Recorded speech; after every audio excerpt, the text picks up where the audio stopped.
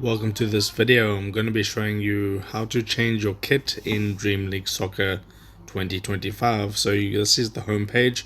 At the bottom it says challenges, team transfers, and then my club. You want to tap onto my club, and there you have a whole list of options. Once again, you want to click on the right hand side where it says customize. Okay, and the first option there is kit. You see it says kit logo team name. So this is your kit that you're using. Okay, if you want to customize this, you would just select the color that you want.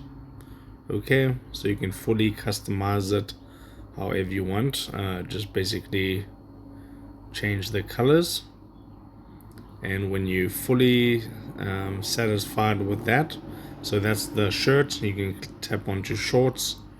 You can make it the same colorish, something like that. And then when you're done, you just click on to save, and your kit has been saved, and it's as simple as that.